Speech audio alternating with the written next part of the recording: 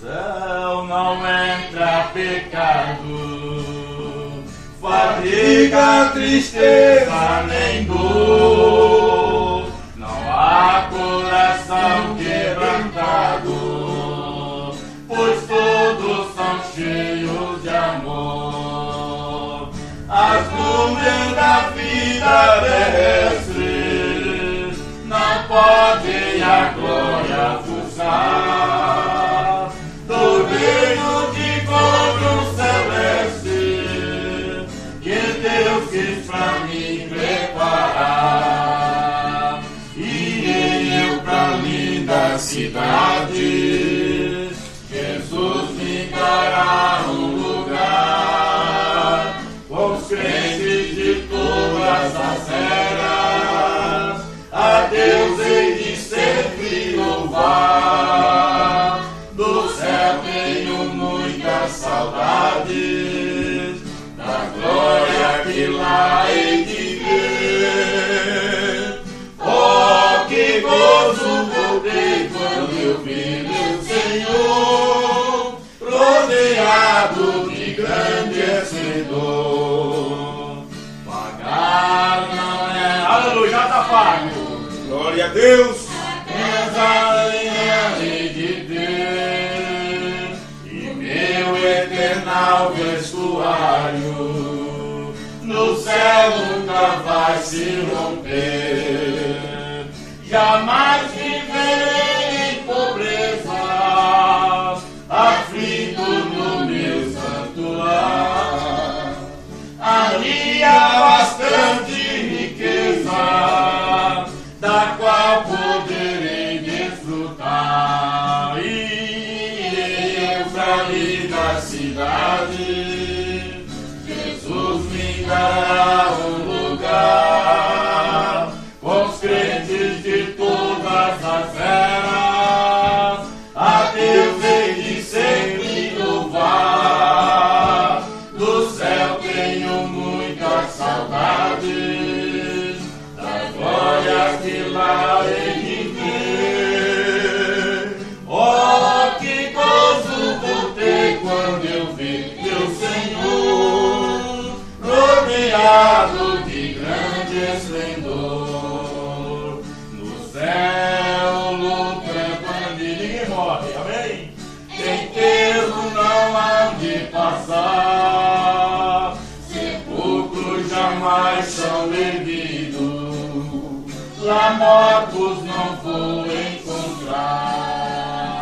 Os velhos serão transformados, mutados nós vamos ficar, quais astros por Deus espalhados, no céu para sempre brilhar. E eu pra linda cidade, Jesus me dará um lugar com os crentes de todas as eras.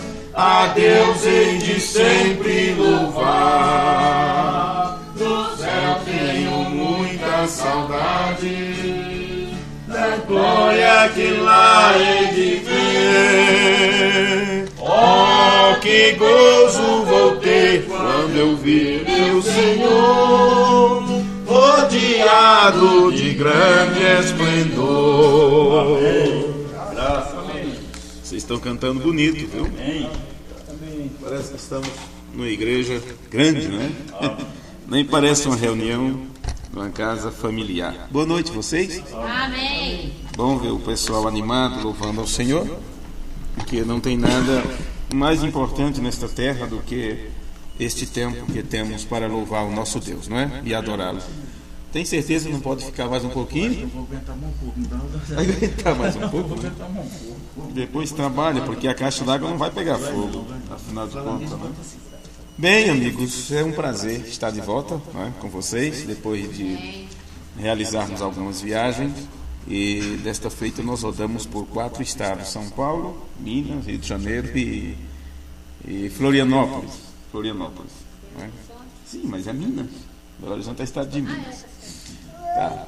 Nessas viagens todas, uma parte fomos de avião, outra parte Ficamos de pé, porque o carro fundiu o motor no meio da estrada, né? E atrasamos uma viagem, ficamos mais de 14 horas na estrada, esperando poder chegar até em casa, e terminamos com o carro de Irmão Vicente e andamos de pé. Bem que o irmão Mário disse, quando eu convidei, né, e ele perguntou, como iremos para tal lugar? Eu disse, iremos de avião, iremos de carro. Ele disse, talvez de trem, eu também de pé. Parece que ele já estava entendendo o que ia acontecer. Mas, ao final das contas, tudo deu certo e tivemos bons momentos com os irmãos por aí afora, né? O resto, depois a gente vai arrumando, corre atrás do prejuízo. O importante é fazer o trabalho, né? Realizar o trabalho. Muita coisa eu tenho para passar para vocês em questão de livros e gravações. Porém, estou atrasado com isto, né? Daqui por diante, até o final do ano, eu vou trabalhar duplicadamente ou quadruplicadamente para repor o que está faltando na casa de vocês, a cesta básica, como diz o irmão Zé Mário. Vamos nos pôr de pé, vamos nos colocar de pé e vamos ler uma escritura bem conhecida para falarmos um pouco sobre a vida de Deus. Primeira carta de João, capítulo 3, versículo 2. Primeira carta de João, capítulo 3, versículo 2. O nosso tema será sobre a vida de Deus, que é a mesma, ontem, hoje e para sempre. Amém. Por isso ele é vida, não é? Deus é amor e vida. A vida de Deus é a mesma, não muda, ontem, hoje, eternamente. 1 João 3, 2. Capítulo 3, versículo 2 está escrito: Amados, agora somos filhos de Deus, e ainda não é manifestado o que havemos de ser, mas sabemos que, quando Ele se manifestar, que é faneiro, seremos semelhantes a Ele, porque assim como o veremos. Amém. Amém. E qualquer que nele tem esta esperança, purifica-se a si mesmo, como também ele é puro. Amém. Glória a Deus. Irmão Zé Mário, pode fazer uma oração? Senhor amado, Oh, meu Deus. Senhor, nós estamos aqui reunidos mais uma vez. Amém. Que o Senhor possa abençoar cada um que se encontra aqui. Amém. Que possamos alcançar a misericórdia do Senhor cada vez mais. Amém. Não somos merecedores de nada, Pai, mas pela sua misericórdia estamos aqui agradecidos e louvando o seu grande nome, Senhor. Abençoa cada um. Meu irmão vai trabalhar agora. Sim, meu Deus. Amém. A sua graça. O seu poder. Perdoa Aleluia, Jesus. Amém. Pai, guarda cada um que possamos ouvir. Amém. Amém. Amém. Podem sentar, irmãos. Bem, eu estou muito animado com a presença de vocês, com a escritura que eu li, com aquilo que eu desejo vos falar. Chegou um camarada aí que o pai corri pra dentro pensando que caiu uma tonelada de chuva assim. Porque ele apareceu? É assim mesmo. Pois bem, irmão Gleibson, é isso? De vez em quando ele aparece. Foi a irmã que estava ouvindo o culto de ontem? Foi? Então ela que ouviu o aviso, né, que a gente está aqui hoje. Bem, nós vamos estudar algo nesse culto que está no parágrafo 79 ao 83 do sermão A Palavra Falada é a Semente Original. E eu gostaria muito que vocês, que sempre prestam atenção, mas redobrassem a vossa atenção neste culto, para que você possa entender o que o irmão Brana está dizendo aqui. Nestes dois sermões, que é parte 1 e 2, o irmão Brana repete muito as mesmas coisas, por um propósito. Porque tem tantas coisas nesse culto que ele fez, que se nós não lermos com muito cuidado, nós poderemos passar por alto as palavras que traem a nossa mudança de vida. Palavras que nos traz a uma mudança de vida. É tudo que nós precisamos, é de uma mudança. Mudança de mente para depois uma mudança de corpo. Transformação do nosso corpo. Se não prestarmos atenção nas palavras do irmão Brana neste sermão, onde ele fala sobre a semente, nós passaremos por alto as palavras que nos traz a mudança de vida. O irmão Brana começa a girar uma esquina quando ele prega este sermão. E você sabe que ao dobrar uma esquina, ele nos ensinou que não é para qualquer pedreiro, não é? Tem que ser um pedreiro famoso, um pedreiro bom. Porque em linha reta você vai muito bem, mas quando chega na esquina tem que pôr prumo, esquadro. Então se usa outras ferramentas. Ele começa a dobrar uma esquina nesse sermão, porque ele está nos mostrando o modelo que o Senhor Jesus Cristo estabeleceu para que todos os outros filhos o modelo para que todos os outros filhos cheguem a ter a mesma imagem que o primogênito teve. E a imagem que o primogênito expressou era a imagem do seu pai.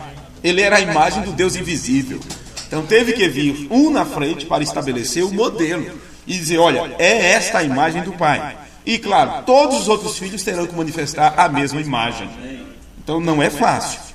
Sabemos que Jesus Cristo é a semente original da palavra falada, ou a manifestação da vida de Deus. Jesus, o Filho de Deus, é a manifestação da vida de Deus. É a vida de Deus manifesta, expressa. E por isso João disse, nós a vimos e tocamos na palavra da vida, que estava com o Pai e nos foi manifestada. Foi manifestada quando Jesus se apresentou como modelo. E é assim que também nós, como filhos, também devemos manifestar a mesma vida de Deus que foi manifestada pelo primogênito, o Filho de Deus. Então observe as palavras de William Branham. Neste sermão a palavra falada é a semente original, parágrafo 79. Ele diz assim, agora, sim, Senhor, isso é porque Deus podia trabalhar através dele. Então aqui está algo. Isto era o porquê Deus podia trabalhar através de Jesus. E que disse ele quando ele esteve aqui na terra? Eu não faço nada a menos que o Pai me mostre perfeitamente. E tudo que ele fez sempre foi vindicado pelas Escrituras. Ele está mostrando o modelo. Não Brando está aqui mostrando o modelo. Jesus não fez nada sem que o Pai lhe mostrasse. E tudo que ele fez estava baseado ou vindicado pela Escritura. Agora, se somos filhos e temos que manifestar a mesma imagem, a nossa vida tem que ser pautada também pelas Escrituras. Por isso que a Bíblia é tão rejeitada e está tão defasada na mão das pessoas, tão interpretada, porque eles não podem chegar a esta imagem, ou eles não podem ter uma vida baseada nas Escrituras, porque este modelo é para filhos. Eles não podem nunca chegar nesta forma, não é? Bem, ele disse, esquadrinhe as Escrituras, porque elas são as que testificam de mim. Então a Bíblia tem que testificar de nós também. Temos que estar na Bíblia de Gênesis a Apocalipse. Cada personagem na Escritura, aqueles que apresentaram ou representaram Deus, que foram porta-voz de Deus, nós temos que estar ali identificados. Ou a pessoa está identificada como Judas, como um traidor que vai até certa parte, depois dá para trás, como dizem, ou você está identificado numa Sara, num Abraão, ou em qualquer outro que vocês veem. Você diz, esse personagem foi muito ruim. Pois bem, temos que ter cuidado, porque tudo que está nas Escrituras está falando da nossa vida também. Por isso que Paulo disse, nós temos uma grande nuvem de testemunha. Irmão Gleibs, lembra desse culto? Na rua Guaxupé? A grande nuvem de testemunha da qual nós estamos rodeados. Vê? Bem, esquadrinhe as Escrituras, porque elas são as que testificam de mim. E se eu não faço as coisas que elas dizem que eu faria, então eu não sou a semente original. Olha, nós conhecemos as palavras de Jesus, quando ele estava falando aos fariseus a respeito de si mesmo, dizendo, o que está escrito sobre mim tem cumprimento, e se eu não faço o que está profetizado a meu respeito, então não me creiam. Mas aqui o irmão Branham está mostrando isso na forma da semente. As palavras de William Branham, se referindo a Jesus, foi, se eu não faço as coisas que elas dizem que eu faria, então eu não sou a semente original. Agora, se nós cremos que ele foi a semente original, e se somos brotos dessa semente, outra vez temos que fazer exatamente o que a Escritura diz que nós teríamos que fazer quando nos manifestássemos. Isso não é difícil de compreender de maneira nenhuma, é uma linha reta. É uma linha reta, com um binóculo de alcance bem ajustado ainda, você já vendo o final. Veja, mas se eu faço as coisas, então por que vocês não creem? O que podemos pensar sobre isto? quando os incrédulos nos questionam, quando as pessoas nos fazem perguntas ou procuram saber o que somos porque queremos ser diferentes, temos que entender algo. Eles só poderão crer em nós, eles só poderão acreditar em nós, se eles olharem nossas vidas e vermos que realmente fazemos de acordo com as nossas palavras. Porque se nós falamos uma coisa e vivemos outro tipo de vida, jamais poderemos ser modelo para eles. Vê? Ele diz, olha, você não é crente coisa nenhuma, porque eu não vejo diferença entre você e eu. Em outras palavras, você chega a ser pior do que eu. Então observe isso que Jesus está dizendo. Se eu faço as coisas, então por que não acreditam? Vê? Se vocês nem sequer creem da maneira que eu fico, que eu me paro aqui, então creiam na palavra que eu digo, creiam nas obras que eu faço, porque minha semente unicamente pode produzir o que eu sou. Então, a semente que está em você, você vai produzir aquilo que ela é, ou um filho de Deus ou um filho do maligno. Veja. Agora, como nós temos vindo estudando já alguns cultos, e eu lembro que muitos dos cultos da qual nós temos tratado sobre a semente, a forma de plantar e colher, tem sido justamente aqui. Tem sido justamente nesses cultos. Nós temos vindo estudando este sermão do irmão Branham, e coisas que ele falou anteriormente foi assim: quando Deus tem uma palavra para uma determinada época, Ele também tem um vaso que Deus elege para manifestar esta palavra para aquela hora. Veja. E a palavra manifestada de Deus para o dia em que eles vivem. Então, eu lembro que eu expliquei isto aqui. Deus tem uma palavra para se manifestar em tal mês, dia e ano, ou em tal época. Então ele elege um vaso para, naquele tempo, também se manifestar na terra. E junta aquele vaso e sua palavra. Ou põe sua palavra para aquele dia naquele vaso. Por isso William Branham disse: a mensagem e o mensageiro se tornam um. Então aquele vaso é a palavra de Deus manifestada. Porém agora ela está manifestada em carne. Não é apenas pensamento. É pensamento de Deus que podem agora ser expressados através de lábios humanos. Mas o que quero que vocês entendam é que tem duas partes de uma palavra manifesta. Se Deus estabeleceu uma palavra para ser manifestada em uma época, tem duas partes aqui, que é um que manifesta a palavra, uma vez que a palavra e o vaso eleito se tornam um, então isto é uma única parte, o vaso e a palavra. Veja isto agora, que é o homem e seu ofício, o profeta e seu ministério. Então, tem um que manifesta a palavra e tem aqueles que recebem a manifestação da palavra. E nós vamos centrar nossa atenção nisto e olhar algumas coisas nas Escrituras a respeito disso. Porque é uma das maneiras, é uma das formas de você se sentir importante dentro deste plano de Deus. Quando você sabe que você faz parte disso de forma direta. Por quê? Jesus e Moisés e Paulo e William Branham, ou seja quem for, eles não teriam tido um ministério se não existissem pessoas ou povos para receber aquele ministério. Paulo disse: como pregaremos se não tiver quem escutem? Não é? Se não tiver quem ouça. Então observe isto: Jesus e Moisés e Paulo e William Branham, vamos pegar esses 4 homens principais. Eles não teriam tido um ministério se não houvessem pessoas para receber aquele ministério. Olhe o que vou ler para vocês do sermão, o super sinal do dia 29 de novembro de 1963, parágrafo 69. Muitas pessoas queriam aceitar a Jesus e pensavam que o faria em algum outro momento. Por que o irmão Branham está dizendo isto? A mente nossa tem que estar numa velocidade a mais, superior do que o normal, para entendermos estas coisas, porque o pensamento de Deus trabalha em outro nível do nosso. Então temos que subir, não é? Ou sermos chamados por Deus para estar no nível do seu pensamento. Quando foi chamado alguém para participar de algo, eles disseram: olha, agora não dá porque eu comprei uma junta de boi, agora não dá porque eu tenho uma granja para cuidar, não é? Então muitos Mesmo sabendo que aquelas coisas que Jesus ensinava era tremendo, que aquele ministério era um ministério diferenciado, mesmo assim eles achavam que podiam ter outro tempo ou outra hora para aceitar aquilo.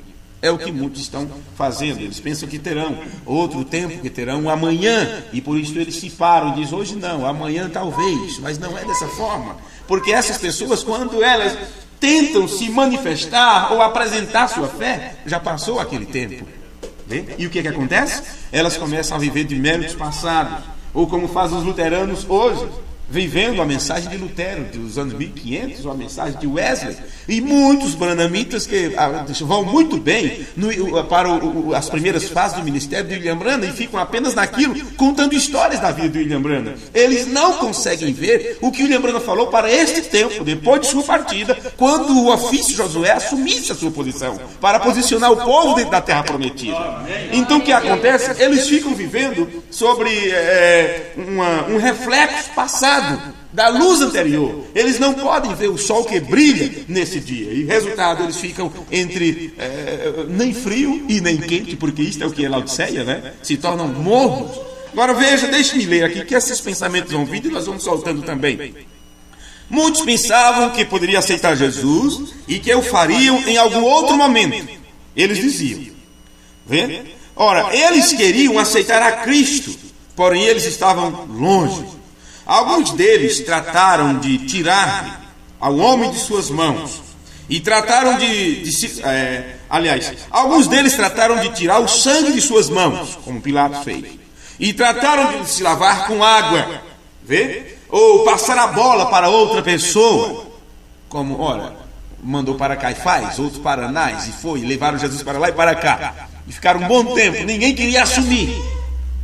Mas o tiro lhe saiu pela culatra. Vê? Está em suas mãos nesta noite, ali mesmo, em seus braços.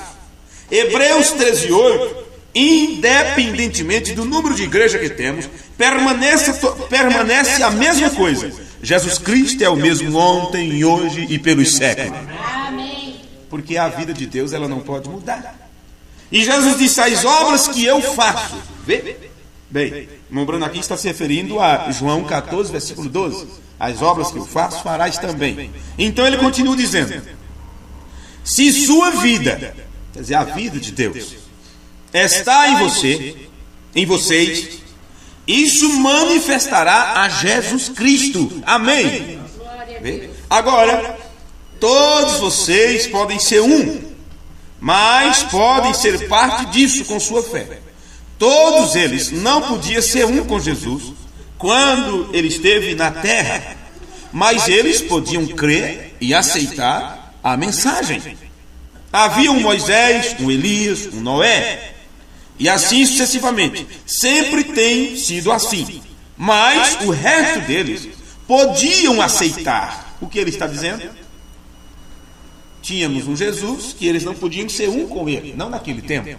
Porque a oração de Jesus era para que eles sejam um. No tempo de Paulo ele falou para que eles cheguem à unidade da fé. Mas o que acontece? No tempo de Jesus tinha um ali manifestando a palavra e os outros poderiam crer naquela palavra.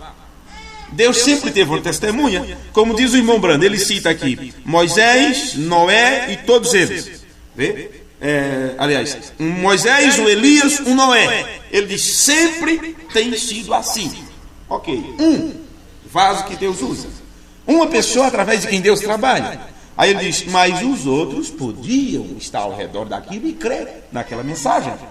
Veja, e eles não haveriam tido nenhum ministério a menos que houvesse havido alguém para crer neles. Alguém estava ao lado de Moisés, não teve? Já pensou que ministério teria Noé se ao menos sua família não tivesse crido?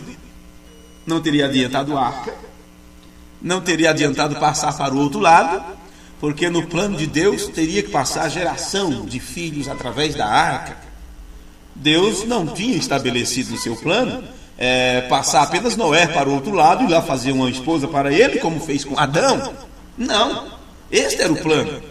Então tinha que ter alguém para acreditar em Noé, mesmo que fosse apenas seus filhos, noras e esposas. independente de como era a sua fé, de como era a sua forma, porém ficaram juntos daquele ministério. Ele não teria tido ministério algum se não tivesse essas pessoas para acreditar nele. O William Branham fala agora também de Noé, fala de Jesus e assim sucessivamente. Agora continuando. Eles não haveriam tido nenhum ministério, a menos que houvesse havido alguém para acreditar.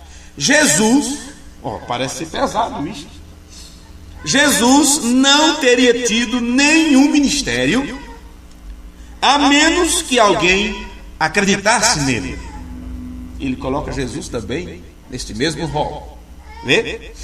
Paulo não teria tido nenhum ministério, a menos que alguém cresce nele. Será por isso que Paulo disse: vós sois a coroa do meu ministério? Vê? Olha. Aí ele continua, ele vai mais a fundo ainda.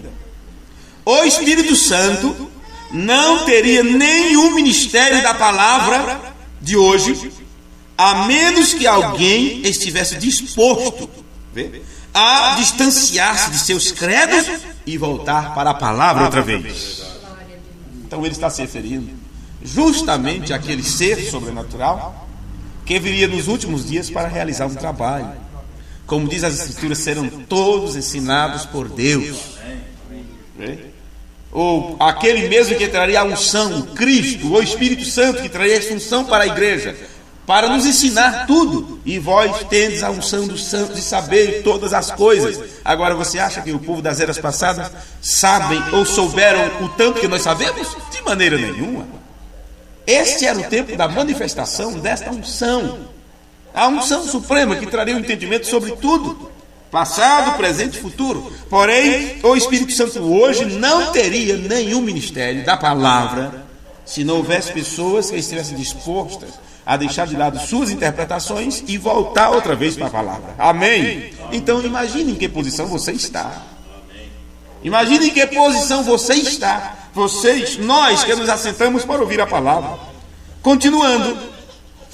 Não importa quão bem se esteja aqui, quão real seja, é aqui, agora. Sei que está aqui, eu sinto que está aqui, sei que está aqui, a palavra diz que está aqui. E ele disse: onde estivesse 2 ou 3 reunidos em meu nome, ali no meio deles estou eu. E da verdade, eu creio que ele está aqui, e ele é o mesmo ontem, hoje e para sempre. Agora me diga, por que ele se faz presente?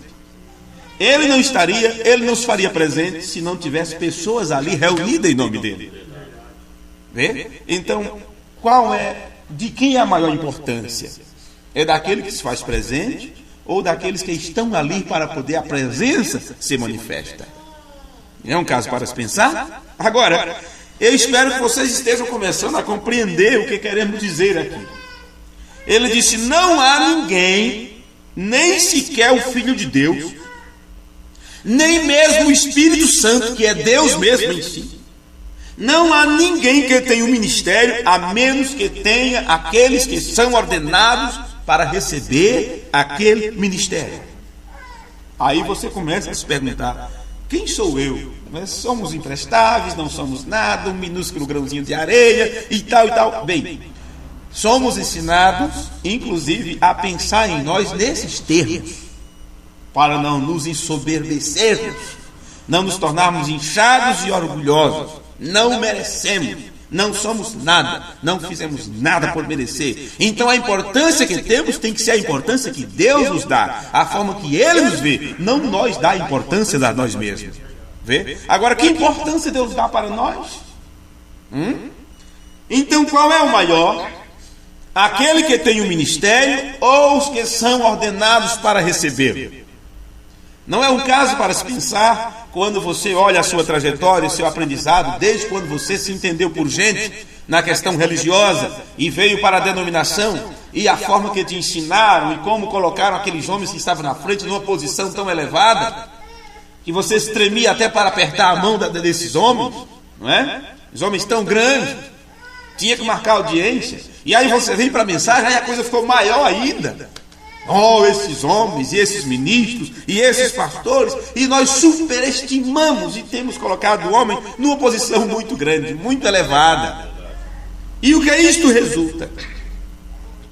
Em um povo pequeno, fraco, frágil, que coloca toda a sua confiança no homem, que eles mesmos não buscam, não tem interesse em crescer, porque ele diz: o homem já cresceu, o meu pastor já é grande, ele já entende, ele prega, ele sabe, e as pessoas nem se interessam a saber.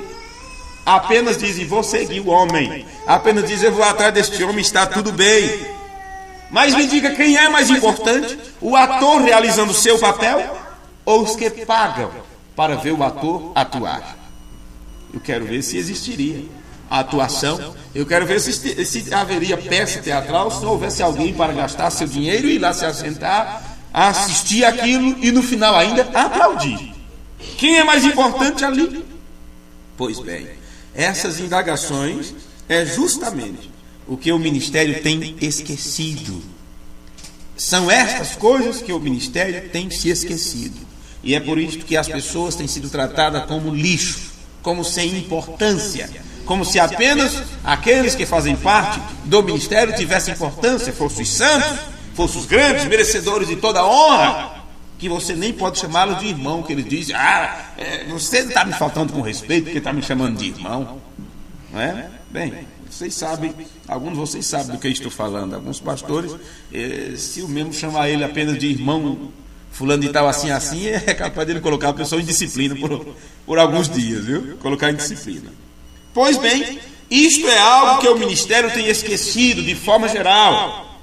E isso tem que regressar, isso tem que voltar. A humildade é o que falta nas igrejas. A humildade é o que falta entre o povo. A humildade é o que falta entre o ministério, entre os ofícios, entre aqueles que estão na frente, porque é conveniente deixar o povo tê-los numa grande importância, quando eles mesmos não dão a importância devida ao povo. Mas o Senhor Jesus, Ele nos deixou a ordenança do lava-pés. E quando Ele lavou os pés de seus discípulos, como é que Ele disse? A Bíblia relata em João 13, versículo 12: depois que lhes lavou os pés e tomou os seus vestidos e se assentou outra vez na mesa, disse: entendeis o que eu vos tenho feito? Esta é a pergunta. Vocês compreendem isto? O Senhor lavou os pés da gente aí, tá? Mas entendeis o que eu vos tenho feito? Vós me chamais mestre e Senhor, e dizeis bem, porque eu sou. Ora, se eu, Senhor e mestre, vos lavei os pés, vós deveis também lavar os pés uns dos outros, porque eu vos dei o exemplo. Então veja que o Senhor Jesus em tudo tem sido, foi, continuará sendo o nosso modelo de vida, nosso modelo de humildade, nosso modelo de aceitação, nosso modelo de perdão, nosso modelo de entender, de se condoer pelas pessoas. Veja, eu vos dei o exemplo para que, como eu vos fiz, façais vós também.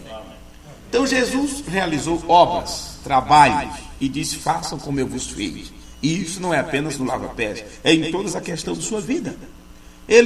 Quando ele desprovendo-se de si mesmo, porque ele, sendo em forma de Deus, não teve por usurpação ser igual a Deus, baseando-se nisso, você compreende suas palavras: se alguém quer me seguir, negue-se a si mesmo. Quer dizer, não tenha nenhuma usurpação, não pense em si mesmo, não pense em sua própria vida, não pense em sua própria fama, porque ele disse que te adianta ganhar o mundo inteiro e vier a perder tua alma. O que você daria em resgate da sua alma? Veja, o que você faria por amor à sua alma? Então, é coisa a se pensar. Na verdade vos digo que não é o servo maior do que o seu senhor, nem o enviado maior do que aquele que o enviou. E se sabeis estas coisas, sois bem-aventurados se as fizerdes. Agora, o que se entende por isto? Todos os cultos de comunhão nós citamos o lava-pés, não é? O que entendemos por isto? O que Jesus viu ali que o levou a fazer isto? Em algumas ocasiões, uma mulher gritou porque seus 2 filhos, ela se achou muito importante. Eu sou uma mãe de 2 varões que anda com Jesus Nazaré, com o Rabi da Galileia. E aquilo não foi ainda suficiente para ela. Ela teve a audácia de fazer o pedido: Dizer: Senhor, quando tiveres no reino, no trono da tua glória, que meus 2 filhos te assentem, um da tua direita e outro à tua esquerda. Que desejo bonito de um papai, né? De uma mamãe. Disse: ah, minha filha, sei não, isso aí depende do pai. Se assentar comigo lá, não é bem assim não. E outro gritou para lá e para cá, cada um fez um pedido. Outro inclusive colocou Jesus numa posição meio difícil, quando elevou sua mãe e disse: bem-aventurado o ventre que te gerou e os seios que te amamentou. Jesus: mais bem-aventurado é aquele que ouve e cumpre as minhas palavras. Amém.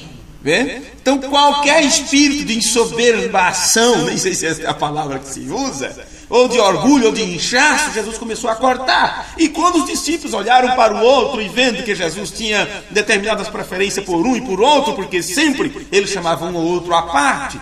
Talvez você, lendo as Escrituras, parece que Pedro era o principal entre eles, mas se você não sabe, André era um dos mais conscientes, era uma pessoa como líder entre os discípulos. André, ele tinha uma visão tal, um equilíbrio de disciplina, de convivência em grupo, que ele era como líder entre os discípulos. Vê? No entanto, alguns deles ficam pensando: e agora, quem é? Se Jesus está dizendo que vai embora, e quando ele se for, quem de nós vai ser o principal, vai se assentar na cabeceira da mesa? E Jesus prestou atenção a tudo isto. E o que ele viu foi falta de humildade em seus discípulos, porque eles não eram melhores do que os outros homens. Esta é a verdade. Nenhum deles era melhor do que quem quer que seja, e nós também não somos. Nós também não somos. Assim, ele lhes mostrou como ser humilde. Ele tomou uma toalha e desempenhou ele mesmo o papel de lacaio ou de lavador de pés. E o que isso diz para nós? Humilha-te você, humilha-te a ti mesmo, lava os pés do seu irmão, de sua irmã, porque o servo e o escravo sempre lava os pés de seu mestre, de seu senhor. Então, quando você faz isto, você está tendo a outra pessoa como superior a si mesmo. E isto equilibra as pessoas, equilibra os ânimos. Não é? Então, qualquer pensamento que você tenha de melhora sobre quem quer que seja, ou de maioridade sobre quem quer que seja, no lava-pés, isso tudo vai por baixo. E se você apenas faz como um ato, simplesmente por fazer, você não passa de mais um religioso como os católicos, que se beijam para lá e para cá toda vez que vê a cruz ou que vê o diabo. Porque para eles tanto faz ver a cruz, ver a igreja ou ver Satanás, eles se cruzam, não é? Então você apenas lavar os pés sem entender o que está fazendo, aquela lição de humildade. No entanto, você agir como se fosse maior do que o outro, ou se fosse melhor, ou se merecesse mais honra, você não passa de mais um religioso que está apenas cumprindo aquele ato, vamos dizer assim, como um automato, né? Está apenas como o botão do automático ligado. Você vai e faz, mas agindo totalmente ao contrário daquilo. Ora, se temos a mesma vida de Deus que estava no Filho primogênito, não importa se somos o filho, vamos dizer assim, milionésimo, bilionésimo, não importa. Nós temos o maior, mais velho, primogênito, e daí vem os outros. Não importa se somos o menor de todos, né? Se temos a mesma vida de Deus em nós, mesmo que seja em uma medida pequena, todavia esta vida de Deus que está em nós terá que produzir a mesma natureza, as mesmas características que se mostraram na vida da semente original, que era o primogênito, Filho de Deus. Vê? Terá que se manifestar do mesmo jeito. Agora, o que acontece com o homem, o que acontece com uma pessoa, quando ela trabalha de um lado para o outro, quando ela entrega a sua vida, quando ela faz tudo para ajudar os outros irmãos, quando ela desprende dos seus próprios pensamentos, dos seus próprios desejos, de sua própria vida, do seu próprio lazer, e se entrega para ajudar as outras pessoas, você acha que isto faz dela uma pessoa melhor do que os outros? Não, senhores. Ela apenas está cumprindo seu papel. Ela apenas está cumprindo a sua parte. Ora, Jesus era um homem tal que ele se desprendeu de tudo para ajudar seus irmãos. E assim foi Paulo, assim foi William Branham. Eles pregando a multidões zangadas, bravas, que estava pronto a pegar pedra para apedrejar. Tentaram fazer isso com Jesus, fizeram com Paulo, não é? Fizeram de tudo para atrapalhar William Branham, que queriam matá-lo de todas as formas. Porém, Deus não permitiria isto enquanto eles não completassem o seu trabalho. Quando Jesus completou o seu trabalho, Deus disse: agora sim. Foram lá e crucificaram. A morte mais vergonhosa. Quando Paulo cumpriu sua parte, Deus disse: ok, agora você pode vir. Então, cortaram com a machadada, não é, no pescoço. Quando William Branham cumpriu sua parte, Deus disse: agora você pode sair de cena. Não importa se é um bêbado dirigindo um carro na estrada. Vê? Mas todos eles, enquanto vivos, ninguém podia tocar nesses homens, ninguém podia atingir esses homens enquanto eles não fizessem sua parte, porque neles, num período de tempo, tinha uma palavra de Deus para ser manifestada, e eles eram vasos para manifestar aquela palavra, e sempre teria que ter alguém ao redor para crer naquela palavra. E é assim cada um de nós. Tem uma palavra que se manifesta nesse tempo, e estamos aqui para manifestá-la, para cumpri-la. Eu espero que isso esteja bem claro para vocês. Amém? Eu sinto de parar por aqui. Esse recado curto, de quantos minutos? 40 minutos. Né? 40 minutos. Eu sinto de parar por aqui. Vocês sabem que eu teria que pregar a noite inteira sobre esse tema. Temos assunto, temos material para isto. Mas eu espero que isso que foi falado possa ficar na nossa mente por dias e dias, né? Por muito tempo. Se há uma palavra para esse tempo, e temos que manifestar esta palavra, e esta palavra, ao ser manifestada através de nós, terá que expressar a vida de nosso Pai outra vez. O que foi prometido para o tempo de Jesus, quando chegasse à plenitude dos tempos, e ele entrou em cena e começou a dar prosseguimento àquilo, ele manifestou o caráter de seu Pai. Assim foi com Paulo, foi com William Branham, foi com todos eles. E conosco não pode ser diferente. Amém? Amém. Vamos colocar de pé, irmãos. Amoroso Senhor, no nome de teu Filho Jesus Cristo, nós estamos agradecidos e agradecidos a Ti nesta hora, pela Tua bondade para com cada um de nós. Sabemos que foram poucas palavras, foram um culto pequeno, um pequeno espaço de tempo, mas as palavras que foram ditas, se é a Tua verdade, que elas possam ser vivificadas em nossos corações. Apenas uma palavra seria suficiente para nós. Se apenas viéssemos aqui e disséssemos: temos que viver uma verdadeira vida cristã, e se levássemos isto a sério como deveremos levar, sairíamos daqui com o nosso pensamento mudado e procurando viver de uma forma diferente. Mas, Senhor, o Teu Espírito Santo, Tu mesmo sabes todas as coisas, e foi o Senhor quem programou este momento, este dia e hora, para estarmos juntos neste culto, num clima tão gostoso como este, num ambiente tão abençoado, onde Teus filhos estão reunidos nesta hora em Teu nome. E estas foram as coisas que Tu programaste para ouvirmos neste tempo. Caso contrário, eu seguiria adiante por minutos e minutos a mais. Ajuda a cada um de nós e que possamos sentir o Espírito Santo nos guiar em cada etapa das nossas vidas, Senhor. Perdoa as nossas faltas, os nossos pecados, e futuramente, Senhor, quando essas palavras chegarem na mão de outras pessoas, que elas também possam ser ajudadas pelo Senhor. Encha-nos com o Teu Espírito Santo a cada dia, Senhor. Dá-nos uma noite abençoada para aqueles que vão descansar e para aqueles que vão trabalhar. Que todos nós possamos estar sempre agradecidos pelas bênçãos incontáveis que Tu tem derramado sobre nós, mesmo nós sabemos que não merecemos nenhuma delas. Te agradecemos humildemente, no nome amoroso de Teu Filho Jesus Cristo, para a Tua glória. Amém. Amém. Essa noite feliz, neste santo lugar, eu marquei um encontro com Deus. Seu amor é real, sua paz gozarei. Eu marquei um encontro com Deus. Vamos dizer todos juntos: Pai nosso que estais no céu, santificado seja Teu nome. Venha a nós o Teu reino. Seja feita a Tua vontade, assim na terra como no céu. O pão nosso de cada dia nos dai hoje, e perdoa as nossas dívidas, assim como nós perdoamos aos nossos devedores. E não nos deixe cair em tentação, mas livra-nos do mal, porque o Teu é o reino, o poder e a glória para sempre. Amém. Amém. Até o próximo culto, se o senhor nos permitir. Deneval manda um abraço para a igreja. Ok, Deus abençoe o irmão Deneval. Estaremos sempre orando por ele.